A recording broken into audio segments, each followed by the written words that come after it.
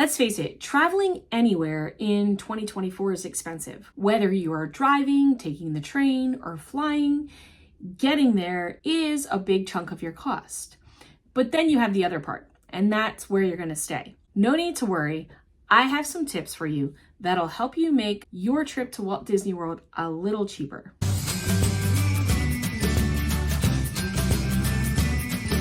Hello everyone, and welcome to Finding Moments of Magic. I'm Kim, bringing you tips, tricks, and moments of magic from Walt Disney World, Disney Cruise Line, and beyond. Today, I'm going to give you 7 basic tips to save money when visiting the most magical place on earth. Number 1, planning the time of year.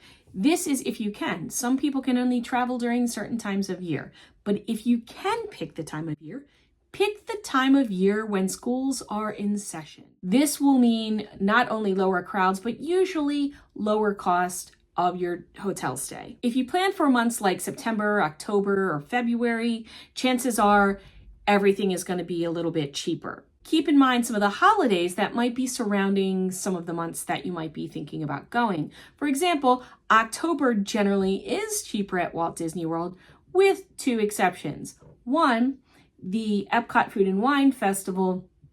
Some hotel stays, if you're going to be staying around Epcot, might be a little bit more expensive.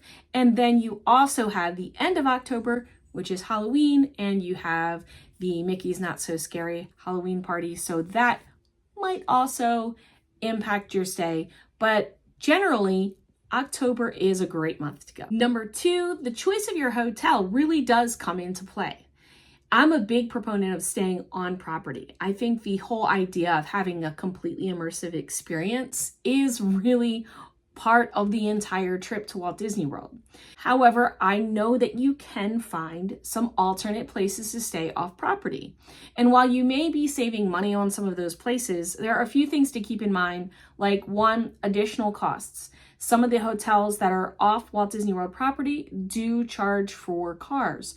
So if you are driving, then this is an additional cost you need to think about. Many of them do have shuttle transportation to the parks. However, 1, they're not going to be dropping you off, for example, at the front gate of Magic Kingdom. They're going to be dropping you off at the Ticket and Transportation Center. So you will need to actually take another form of transportation to get to Magic Kingdom.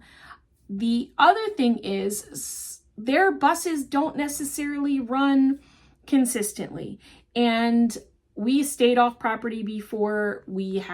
Someone else had offered us a place to stay, which was a really beautiful resort. However, the shuttle transportation was very spotty and we ended up driving to the parks anyway. So take that into consideration when you're thinking about staying off property. However, you can find some really nice hotels on Walt Disney World property.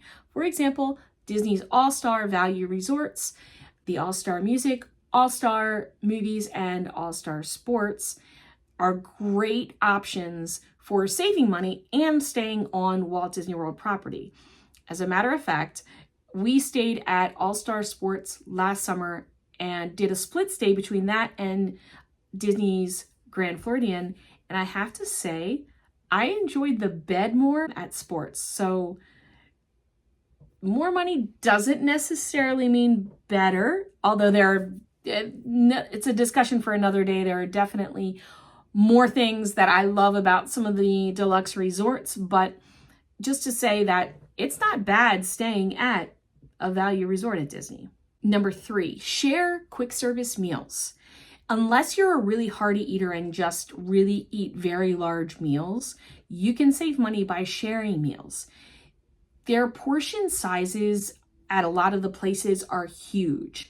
And we find that when we travel during the summer, we're not eating as much anyway. So sharing meals really comes in handy for saving money and also not wasting any kind of food. In addition, consider browsing the My Disney Experience app before your trip in order to set a budget. You can get an idea of what some of the quick service as well as restaurants are charging, get an idea of different meals that you might eat. And if you set a budget ahead of time, it's going to give you an idea of really how much do you need to save versus how much might you be spending. And sometimes when we have an idea about that, we tend to stick to our budget a little bit better and therefore not overspend. Tagging on to number 3, if you are a Sam's Club member, consider purchasing some gift cards at Sam's Club, because usually you can get Disney gift cards at a discounted rate.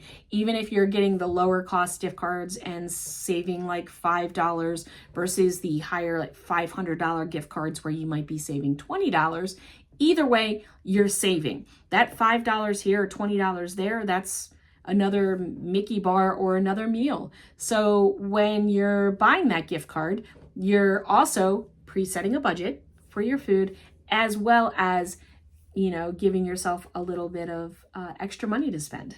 Number 5, take some snacks with you.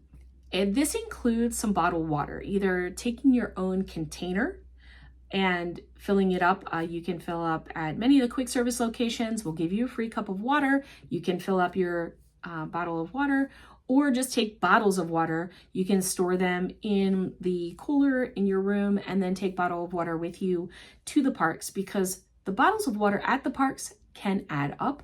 They're about $5 a piece, and that definitely adds up quick and will cut into your budget. So if you're looking to save, either bring your own bottled water from home, or you can also bring a mug or a bottle or something that you can fill up at the parks.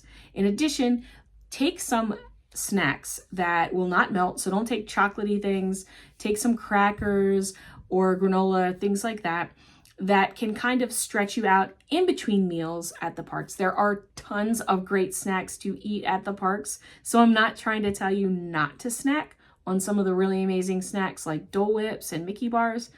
However, if you're looking to save some money, you can save it through these little things, just like bringing your own bottled water and snacks. Number 6, skip a park.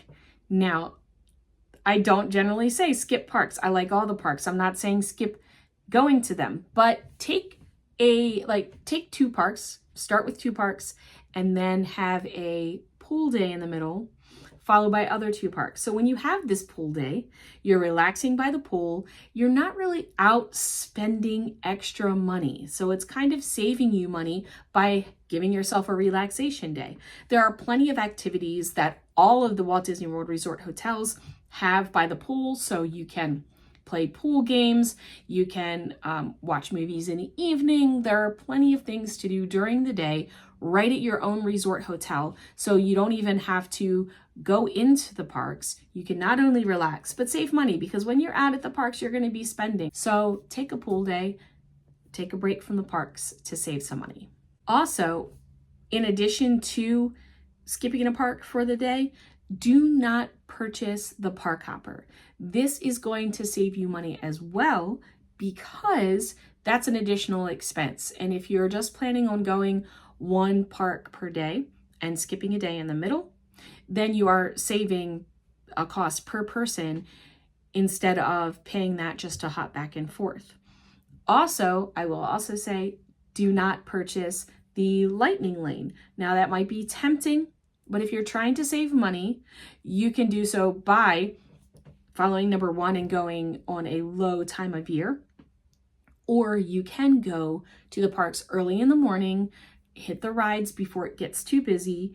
You could take a break at the pool midday. I love to suggest that during the summer anyway, and then return in the evening. Midday, generally I find the lines the longest at the parks. So going really early in the morning, hitting a few rides before the park starts to fill up around 10, 11 o'clock, and then going back in the evening, you can avoid having to purchase the lightning lanes. And number 7, in order to save money, I would definitely suggest using a Disney authorized travel agent. They really can save you money. Disney is constantly putting out different kinds of deals. And while you could do your own research and you can find out when these deals happen, they really hit quick sometimes. And a really good travel agent is on top of that.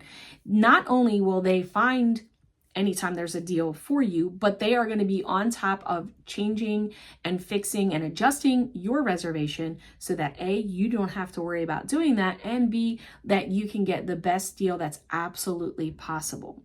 I highly recommend using a travel agent to help you with that. It is of no additional cost to you, or it shouldn't be. If you find a travel agent and they're asking you for additional money, or it's not the same price or better than you can find on the Walt Disney World official website, then they are not a travel agent you want to use. You want to use someone who you know is going to get you the best deal and is not going to charge you extra. I will put a link below as someone I recommend, but you may have someone that you already know about, but it doesn't cost you extra to use a Disney travel agent. Another benefit of using a travel agent is that you could give them your budget. You could tell them what you want to work with, and they will find what is best for you. So you could do it kind of where you already know, yep, this is my limit, this is what I want to spend, and they're going to help you find that best version of a trip to Walt Disney World with what you already have in mind. If you're looking to make your trip to Walt Disney World a little bit more budget friendly, I hope that this video has been helpful to you. If so, please give it a thumbs up and consider subscribing if you have not done so already. If you have a tip that has helped save you money, please leave that tip in the comments. I'd love to hear how you might have saved. That might be different than the ways that I've suggested. Thank you for watching, and until next time, keep living the magic. Bye-bye.